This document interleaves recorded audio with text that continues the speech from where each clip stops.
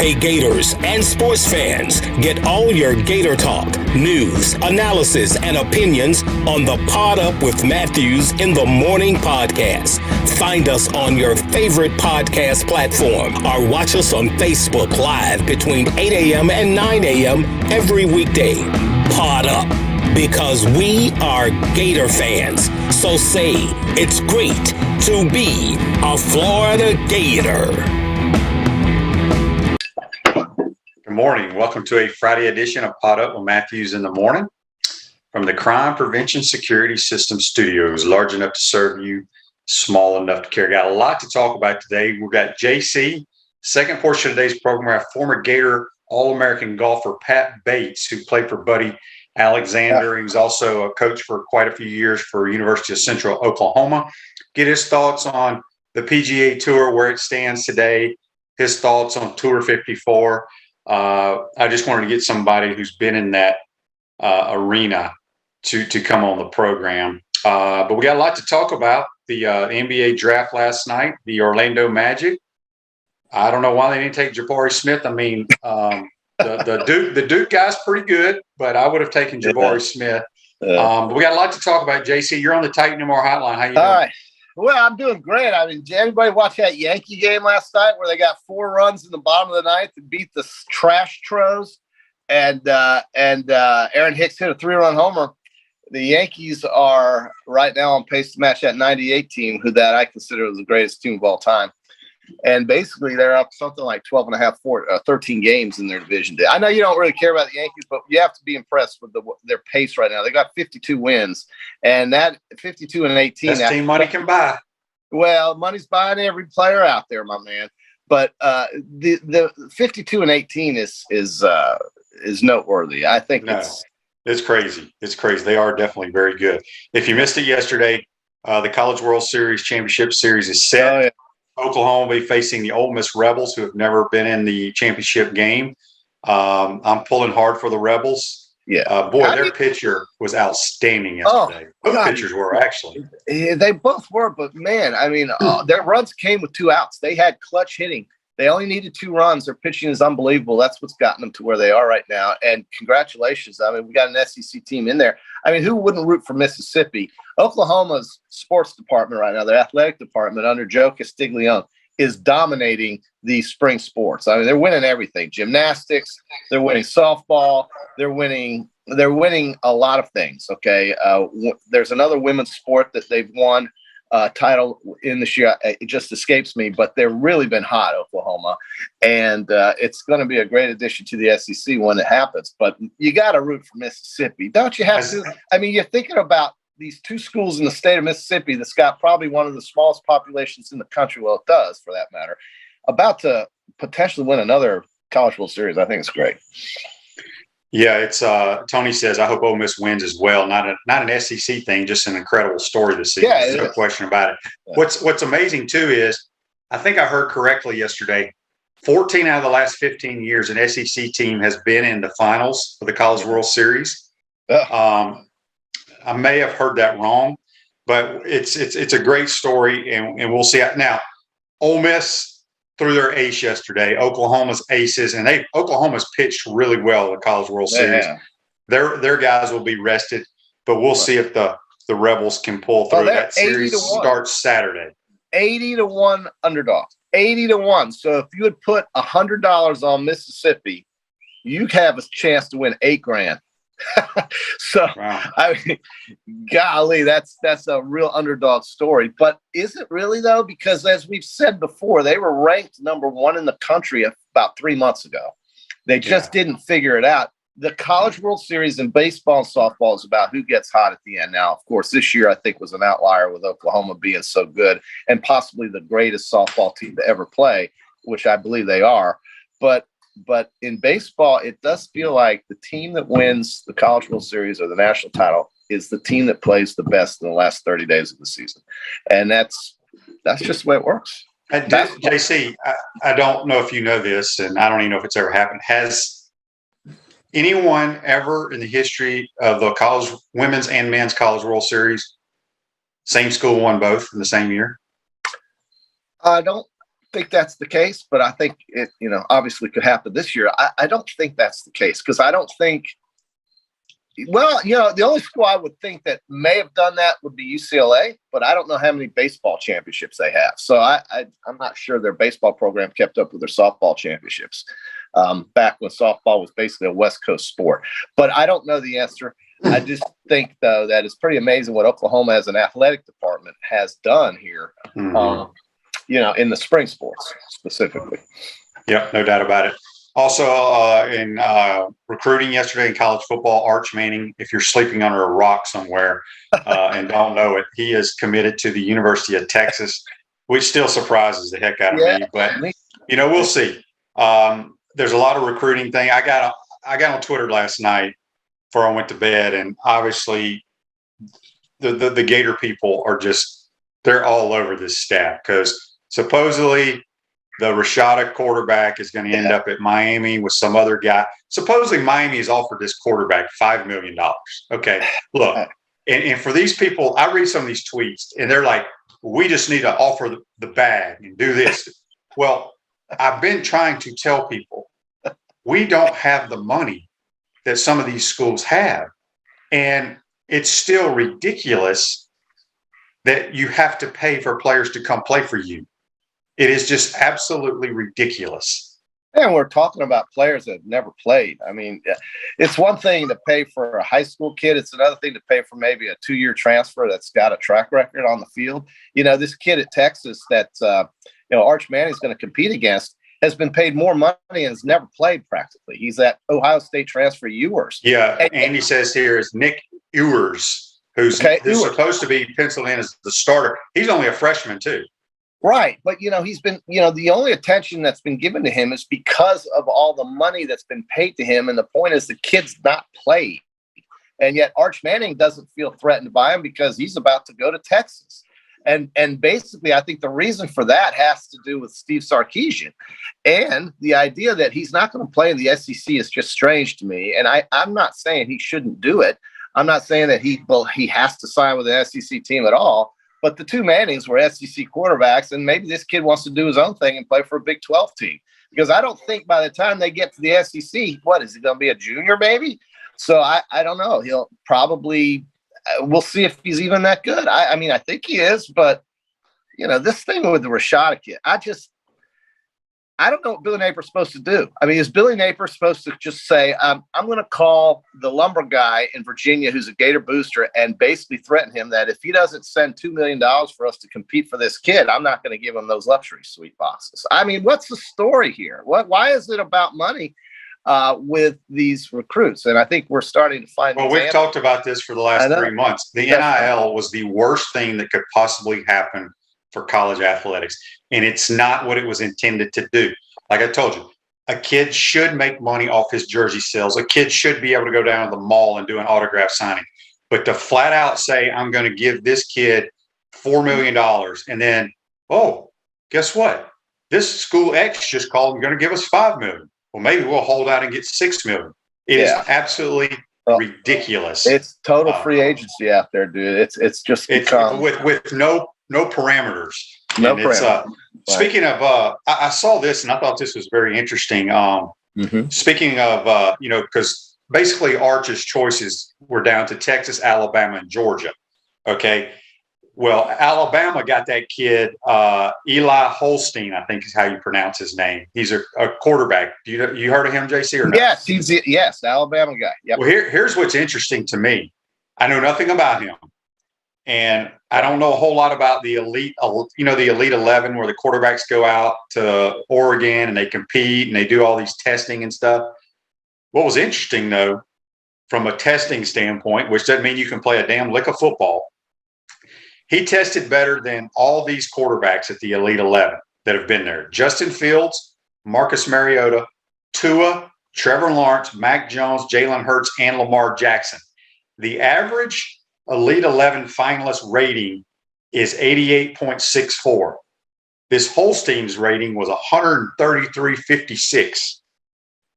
I mean, that's like almost 50 points higher, whatever they're doing. I don't know. I mean, they feel like they've got the next Andrew Luck. I mean, that's what he's been compared to in his physical. His physical nature is such that they talk about Andrew Luck when they mention his stature, what he looks like. And man, look, I mean, we'll see if he can play, but he's gonna, I think that's why Alabama really didn't. I don't think they went after Arch maybe as fast or as hard as Georgia did. Maybe they did, but I don't think they did. And I think Arch is thinking this way: I've got a chance to play for a coach that will allow me to show off my talents the most effective way possible. And Steve Sarkisian will do that because of the way he calls offense. I mean, I think Steve Sarkisian is the reason why Mac Jones was a first-round draft pick, taking nothing away from Mac Jones and all the players around him. But it requires an offensive coordinator that doesn't turn over every year and that has a philosophy that will allow you to show off your best skills and abilities. And certainly I think Sarkisian had a lot to do with why this kid picked Texas. I mean, Texas is a 6-6 football program. Texas is not a factor in their conference, and Texas is not good. They're average. Mm-hmm. And yet here he is picking Texas. So he feels like they can win there, and he feels like he can show off his skills and be an NFL player one day if that's what he wants. Ruzoga State Farm Office is a team of dedicated insurance professionals ready to help life go right with the right insurance options for you and your family. Visit ogreinsurance.com. Give us a call at 352-240-1779. Speaking with JC on the Titan MR hotline, we'll be joined by Pat Bates, former Gator golfer back in the day under Buddy Alexander. Get his thoughts on what's going on in the golf world. Joseph says Arch Manning drops back. He throws it deep. Touchdown Longhorns. Alabama 55, Texas 10. God bless you, Joseph. That's hilarious. Joseph is quickly becoming one of my favorite listeners on. Charlie says, won't Texas be an SEC school before Arch leaves? Technically, yes. But here, like you said, JC, the all-world quarterback from a year and a half ago, Quinn Ewers, is now penciled in as their starter. He's only a freshman. So what if he has a decent year this year, has a good year? I mean, who knows? So the way it's set up, QB, the way it's set up, though, is if Arch decides, this place isn't for me after all, I'm just transferring my ass out of here. He can do it. And so there's really no downside to picking. I just have a hard time seeing how the Manning family operates with him transferring. But I know. And that's right. But, this is Arch's world right now. Peyton and Eli did it their way, and Dad did it his way. This is their nephew. This is Cooper's kid. So it's really Cooper and his family's decision, and we'll see how it works out for him. I'm rooting for him. I mean, I've always liked Texas, that, but I just don't see. I don't know really what I'm talking about because I don't talk to Arch Manning. But I would say that it's a surprise for all of us. I would say who follows. Text on the Titan MR text line from Barry says, "Good morning, guys. When has the Ole Miss Rebels ever won a national title in anything?" Football. Well, we talked about this. I think I mentioned this yesterday or maybe on Monday or I don't know when it was, but football. They won their first official title, I believe, in women's golf a couple of years ago. But back in the day, under the Johnny Vault, the great Johnny Vault, who coached Ole Miss back in the day when my dad and Archie and those guys played. Yeah. I think it was before they got there. They had like 2 or 3 years that they were outstanding in some of those self-proclaimed national titles. But that will be huge for them if they have an opportunity. I've got another text here from Jimmy. Jimmy on the Titan MR text line. Hey, guys, I'd like to get y'all's thoughts on what's going on with this Title IX. It's absolutely ridiculous. I don't know a whole lot about it, Jimmy. I just know that it is ridiculous, in my opinion. JC, are you familiar with it at all? Well, let me just put it this way. Well, they just had the 50-year anniversary of Title IX. That's right. That was yesterday, and basically, here's how I'm going to put it. This is how I'm going to put it, because I'm going to try to be careful about this.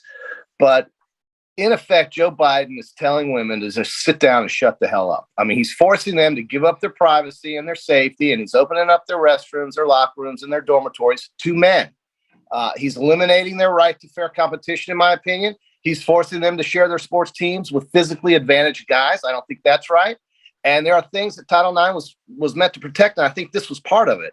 I think this guy has distorted this Title IX legislation to advance a political agenda. And I think it's radical ideology that's aimed to append biological realities and objective truths about, what that reality is based on. It doesn't hold water with me, folks. And I, I'm trying to be as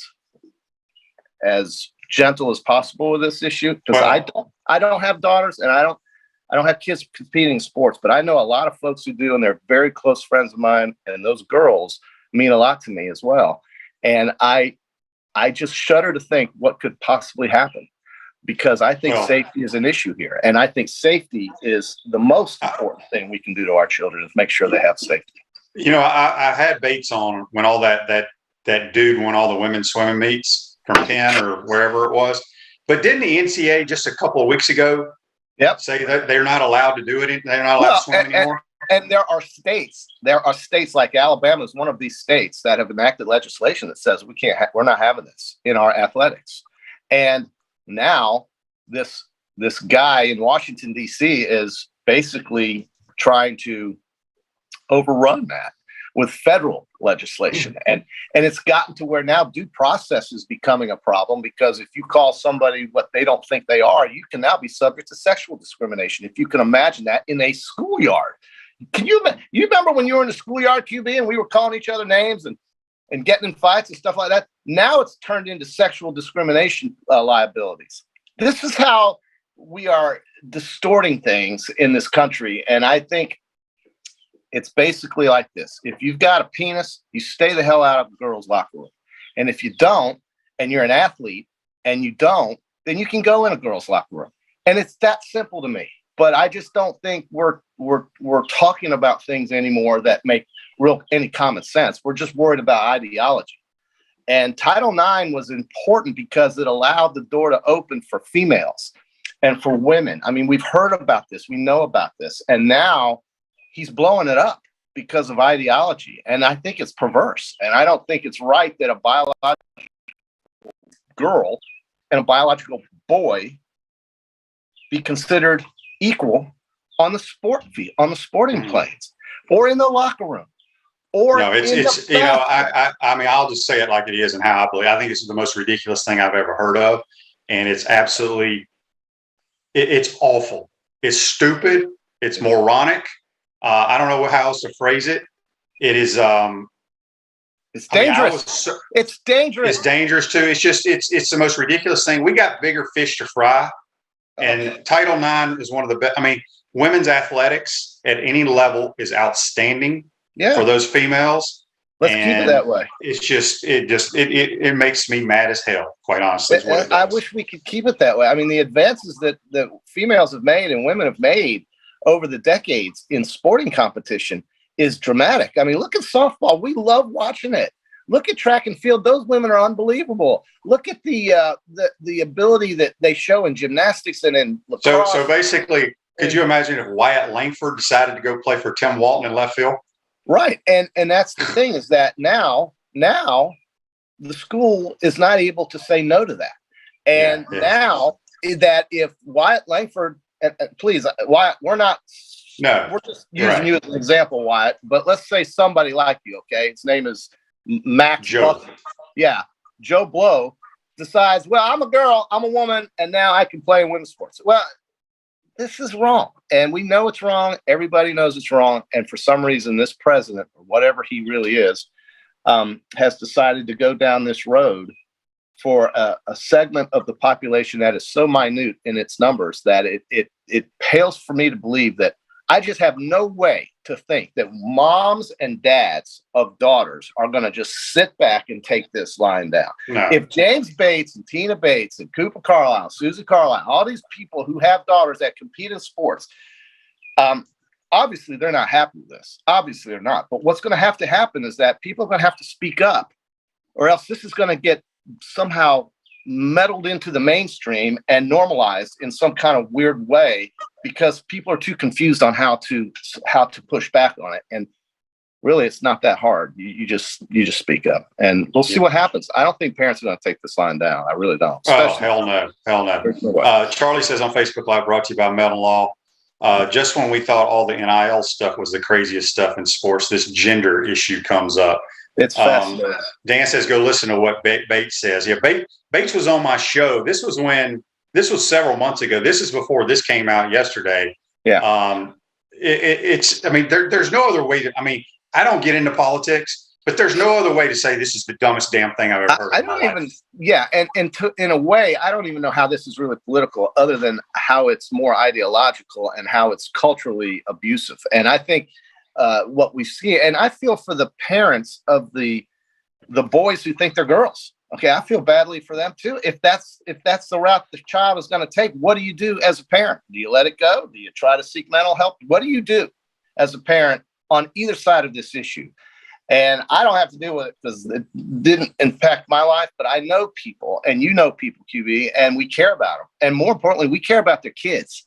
Well, not more importantly, but we also care about their kids.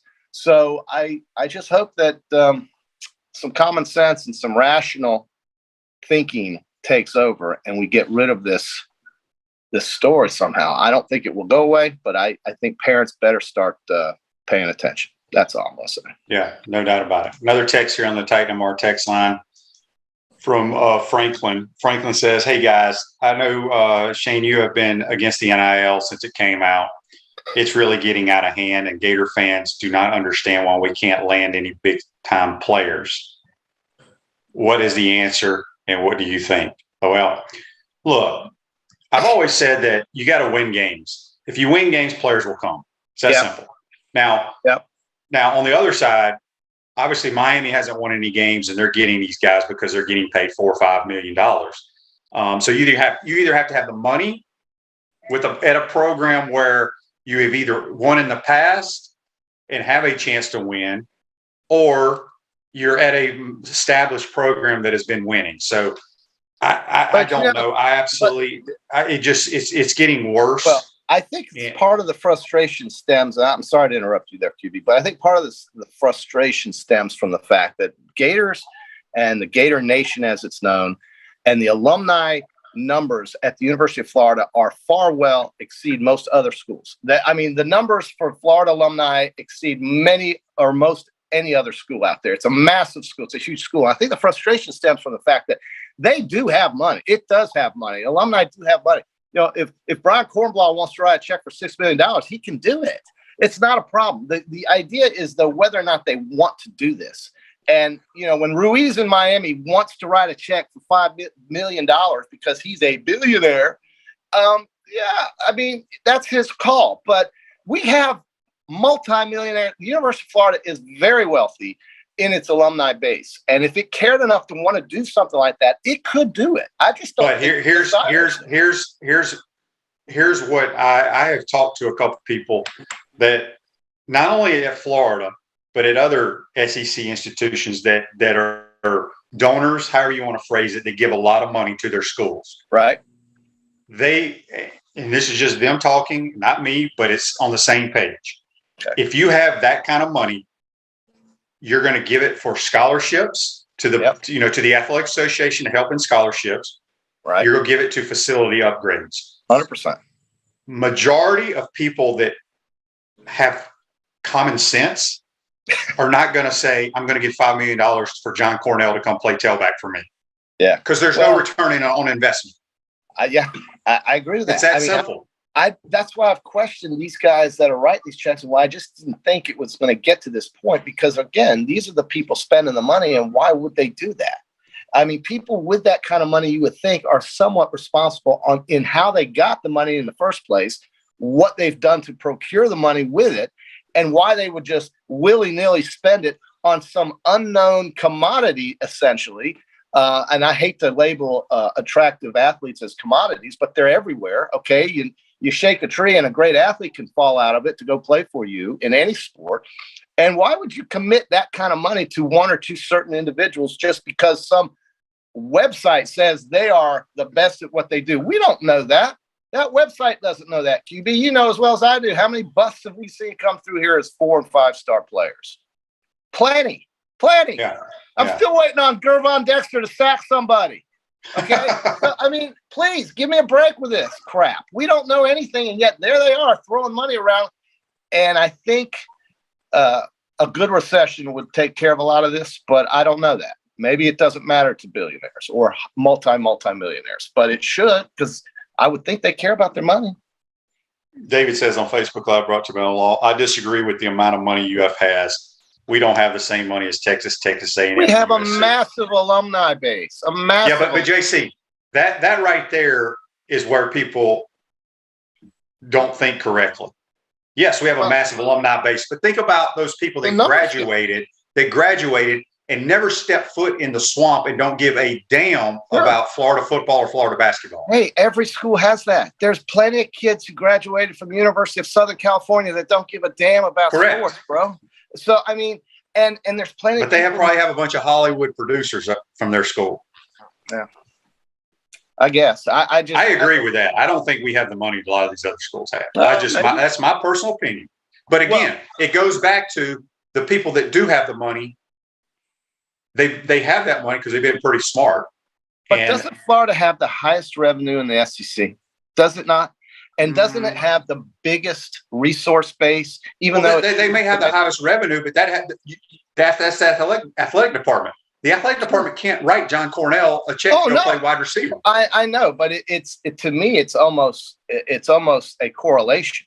If you have an athletic department that creates large and massive revenue numbers, it's because of the following you get by displaying. But again, if you write that check to Gator boosters, okay, you're going to tell them, I want this check to go to the left wing of the new football facility. Yeah, well, you don't put use this. Well, first of all, they can't write the check to the school and say use this to pay for our running back. That's not legal. Well, no, it's all privatized, and I see that, and that's what we're really talking about. We're not talking about the schools having the money. I don't think we're talking about the revenue streams. I think what we're talking about is the private sector of schools that want to support their athletics, and maybe Florida. You're right. Maybe Florida does not have that, and maybe most schools don't have that. I haven't seen the University of Georgia collectives writing any big, massive checks.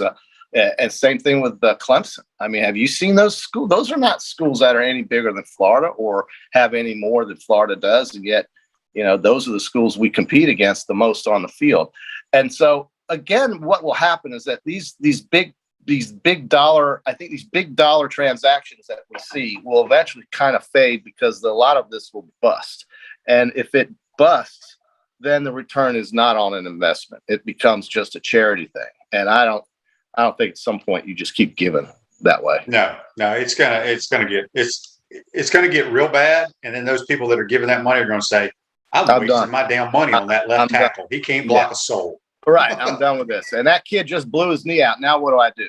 God forbid. I mean, he just pulled his ACL and he's done. And I'm not going to have my investment is not going to be on that field for the next 9 months or maybe ever as the original intent was meant to be. So it has a way of correcting. Like most bubbles and most things that go to an extreme one way or the other always have a way of correcting. It just takes a little time. We'll have to go through that. And it may seem painful, but listen, Florida's going to get the players. And what you said is exactly right. And I've talked to, the old ball coach and I, and we've all had these conversations you have. It comes down to what happens on that field and who wins and who loses as to who gets the attention and all of the praise. So if he can find a way to get players that are good enough to beat Utah and Kentucky, does anybody give a damn about money? So we'll see if he can do it. And if he can't this year, maybe he can next year. It's a 2 or 3 year deal. We have to realize that Billy's going to be here for a while and he's going to need 2 to 3 years at least to get that roster competitive in the SEC the way it should be. Year 3. Charlie says the difference between UF and Georgia and Clemson at this point is that the other two teams are winning at a high level. True. As Shane said, we have to win to attract these top kids.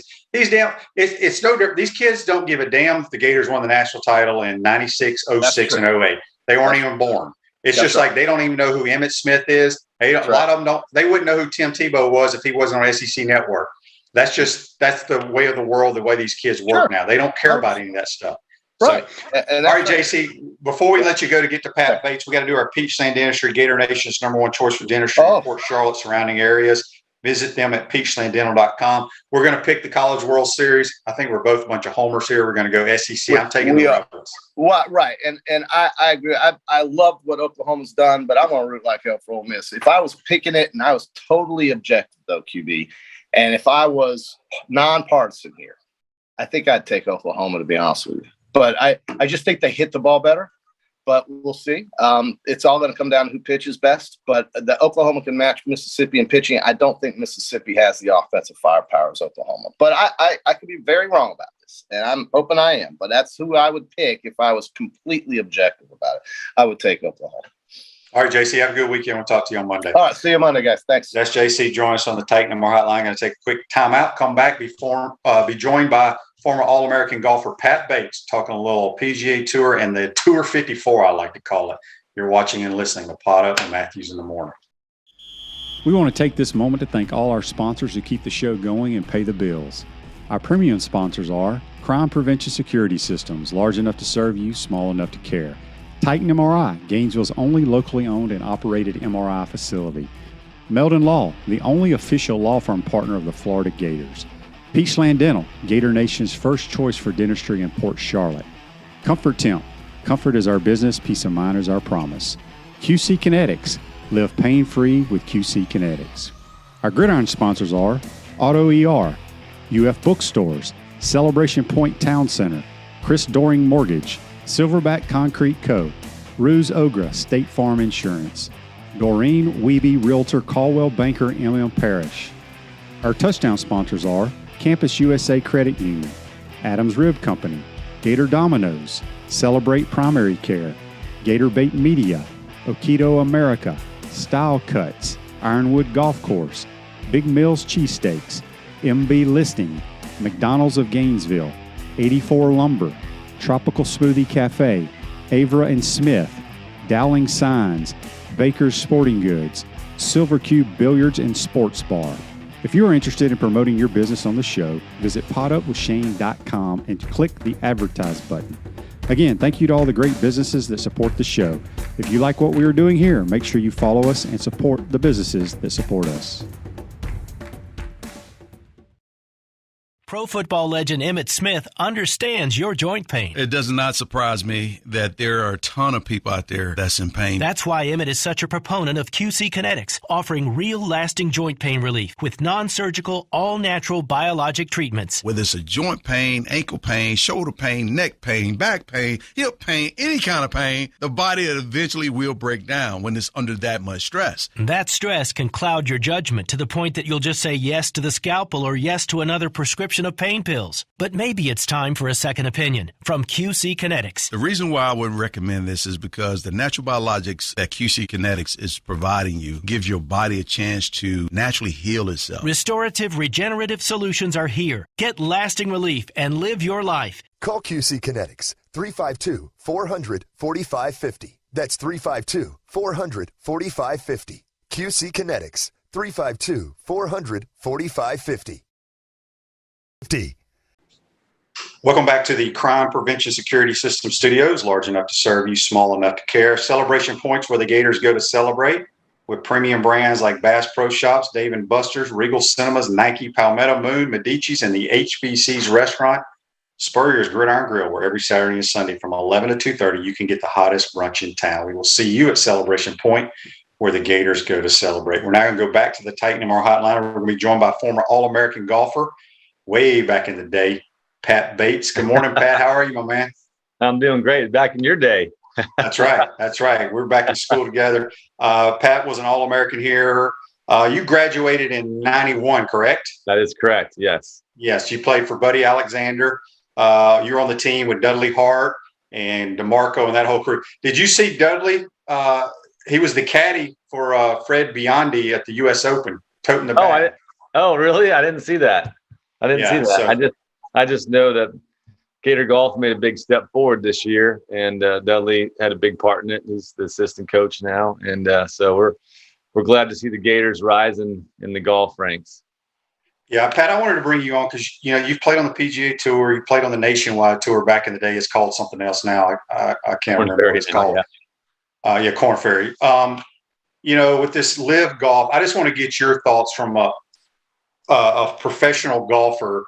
I absolutely hate the live, like I hate the NIL. Do you think it will last? I just feel like the guys they just want to get the money. They don't even want to compete. Am I wrong there? Well, I think it's more complicated than that. The weird thing about LIV is there's never been a tour or something that could compete with the PGA Tour. It's where everybody wants to play. It's where all the guys on tour grow up dreaming on playing in the PGA Tour. And there'd have to be something radical to get them to move to another tour. I mean, a lot of guys from Europe have come over to play the PGA Tour, and that's kind of hurt the European Tour over the years.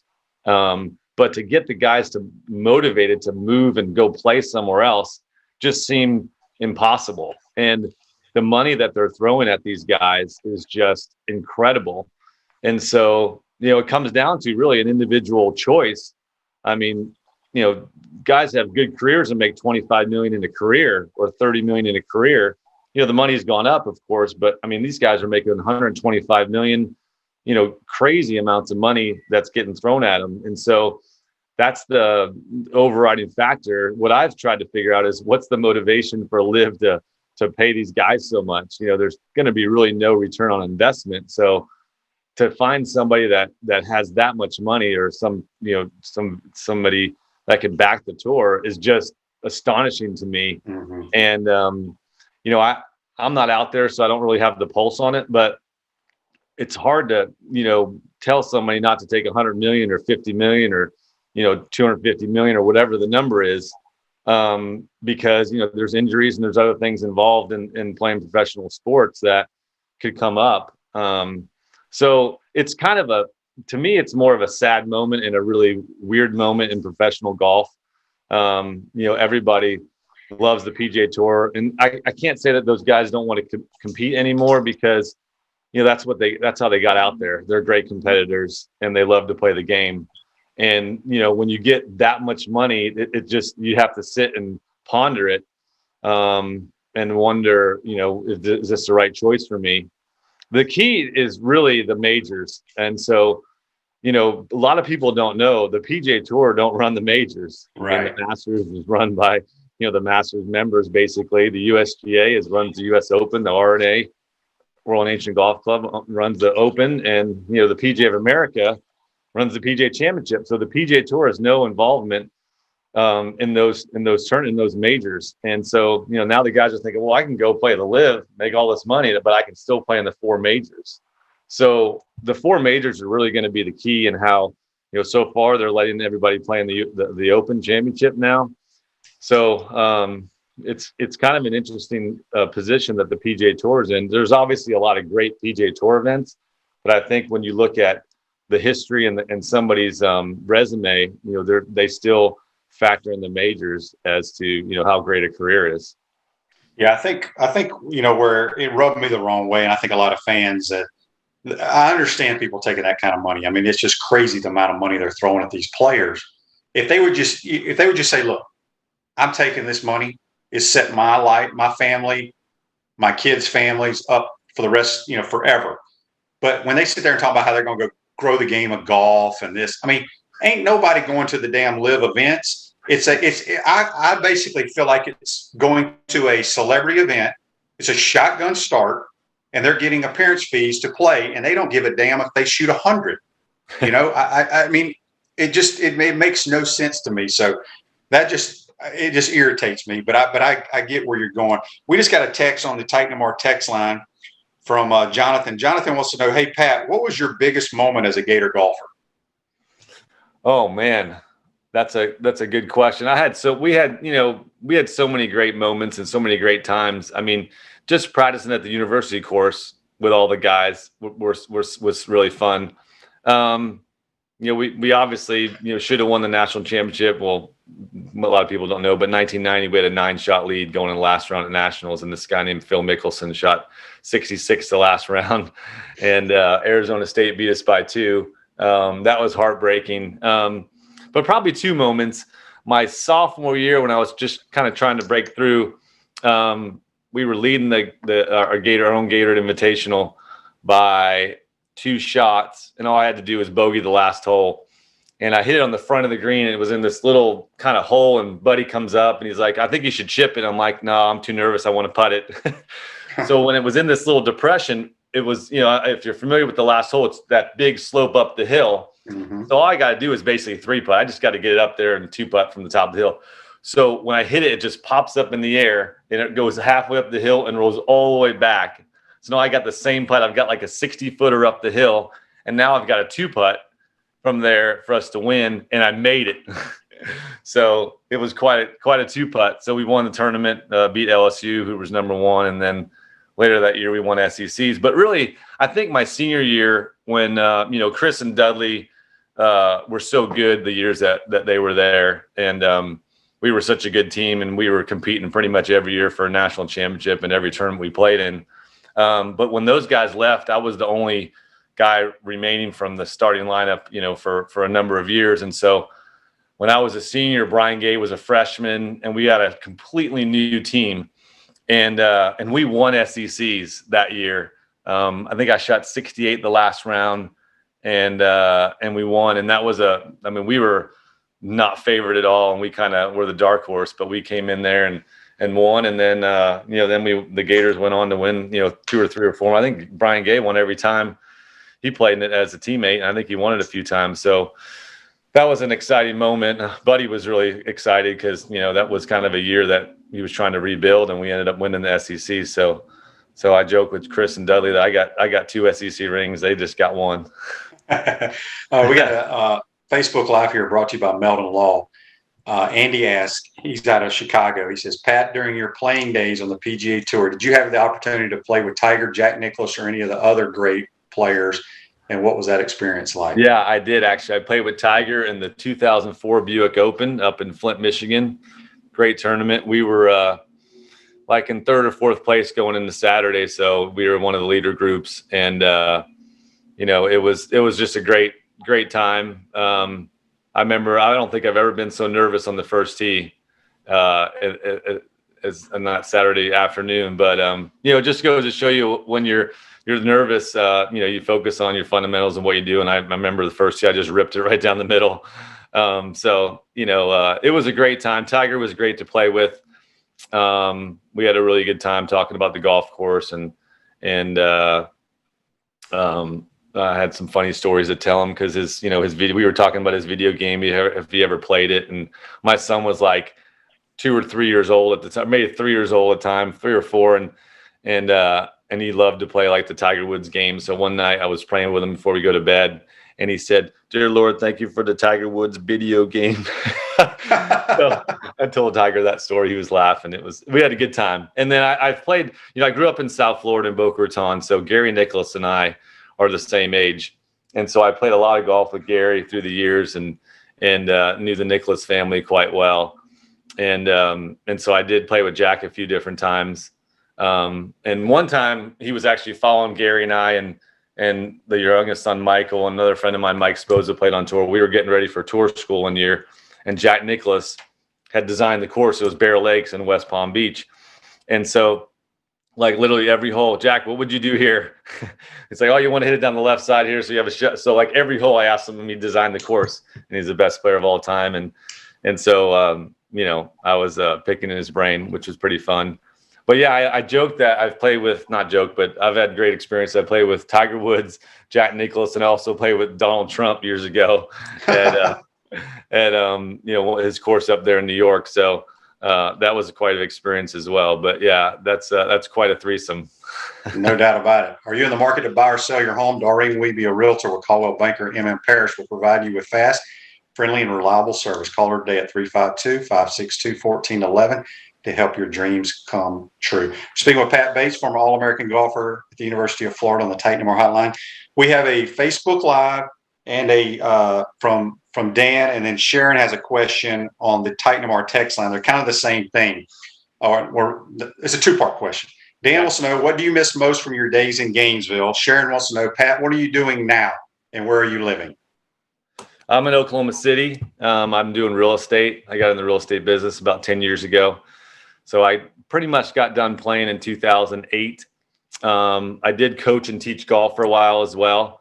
But I'm doing real estate full time. My first job out of real estate was with a company called Discovery Land Company.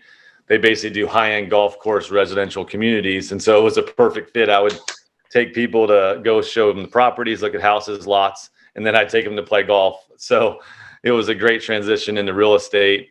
And I started that actually in 2008 and 2009, right when the market crashed. So I got out of real estate, was coaching and teaching for a while as college golf coach at Central Oklahoma here in town, and then was teaching as well. And then I got back into real estate in 2014.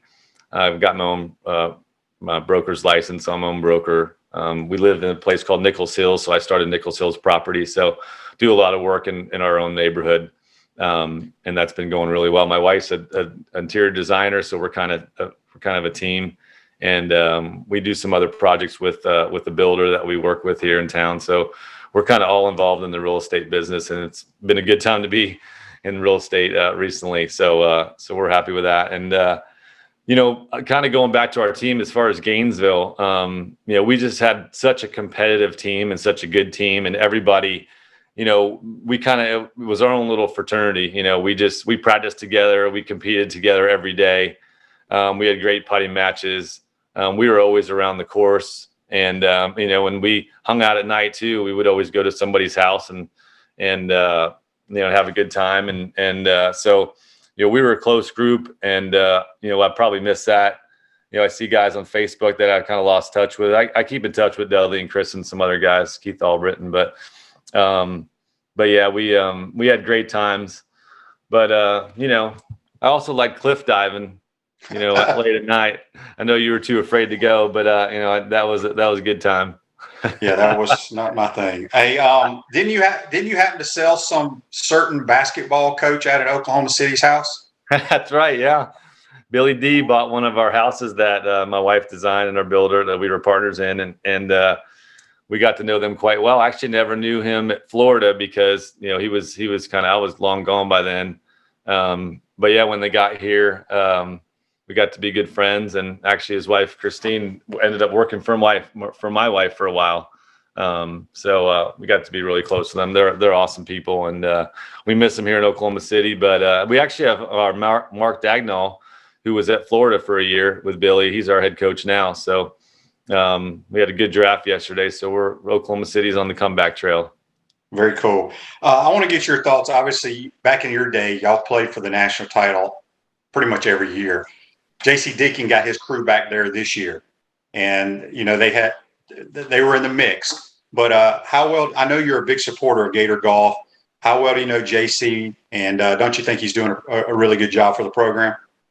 Yeah, I mean, this was kind of the breakthrough year, so to speak. It's a different format than when we played. We just played 4 rounds of stroke play. Now it's more of a marathon where you play 4 rounds and then you go into match play. And I really like the format. I think it's a great format. But it's very competitive, and it was nice to see. And they also did well at SEC. I think they lost in the final match. So they definitely took a big step forward. JC's been doing a great job. He sends us all updates and everything. So they've been working hard and getting better.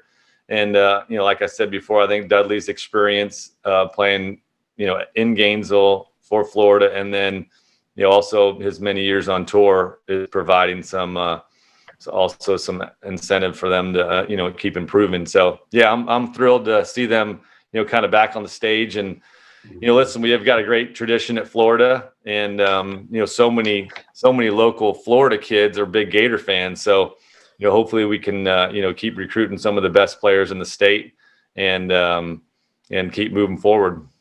No doubt about it. All right, my last question for you. I think golf's the greatest sport in the world. I love the game because you have rules and you play by those rules. We don't have a holding call. We don't have a block charge. There's none of that. You have the rules, you play by them. But why have they never addressed the divot rule? It just makes no sense to me, Pat. If you hit a ball in the fairway and your ball lands in a divot, I feel like it's no different than the sprinkler head. you should be able to move it. I mean, am I wrong there? Actually, I've never thought of that because it's so rare. But at the highest level, it's kind of it's an interesting concept because when you play professional golf, you really you develop a mindset that you're ready for anything, and so you hit it right down the fairway, and you walk up there, and your ball's in the divot, and you have to control your emotions. You have to know how to play the shot. It's a different shot than a normal shot out of the fairway. Right. So you have to make some adjustments, and that's part of the game. You have to be ready to play any shot, and at the highest level, I wouldn't change that rule. Now, sometimes they fill it in with a lot of sand, but then it's like a bunker shot. You got to choke up a little bit, play it back in your stance, and play a different shot, and that sometimes can be the difference. If somebody has a bad attitude and they walk up there like, I can't believe my ball's in the divot and this, and then you have an advantage over them if you have the right mindset. So I think, social golf, fine, because the guys aren't, playing for a living and they haven't trained their mind. But yeah, it's probably something to look at. They've done the spike rule, they're tapping down spike marks and some other things. So they're making some changes that are good. I still can't get used to the flag stick being in the hole. I can't putt with it in the hole at all. I can't do it either. But you bring up an interesting point, and I don't know that anybody's ever discussed it because it's very rare. It's very rare. But it's bad luck, and I just don't know. I just feel like if you're in a divot in the rough, so be it. But the fairways are immaculate on the PGA Tour. Yeah. And I can't remember the other day in the U.S. Open, somebody hit one of their balls out of the divot. Yeah. Hit a great shot because they're pros. But I have one more thought before I let you go. Oh, no, it was a text on the Titan Mark text line from Jim. Jim says, Pat, what is your favorite major to watch? I love them all. The Masters was the one that I really was excited to try to play in and compete in. I never did, but the Masters was really the one that I looked at. When we were still living in Florida when Jack Nicklaus won in 1986. And that was like a huge moment in golf. That was just an incredible moment. But I would say the Masters ekes out the Open Championship. I love waking up and watching the British Open. Mm-hmm. I actually went and qualified for the European Tour years ago and played over there a little bit in 1994. And so I have an affinity for, the home of golf and just, the British Open. I've always loved it. But so those are, the Masters number one. And then, waking up and watching the British Open. Those are my two. Those are 1A. Yeah, well, I like them all. They're fun to watch. I like it when the boys have to struggle. I kind of like the U.S. Open when they're struggling. Yeah. Pat, we appreciate you taking the time, my man. A great Gator, and go sell some houses today, my man. Thanks, Shane. And I like your F Club shirt. I got my season tickets yesterday, and I'm part of the F Club too. So we'll see you in there at halftime. All right, that's Pat Bates. Join us on the Titan More Hotline. Hope you guys enjoyed the program today, and we will see you on Monday. Take care. Gators.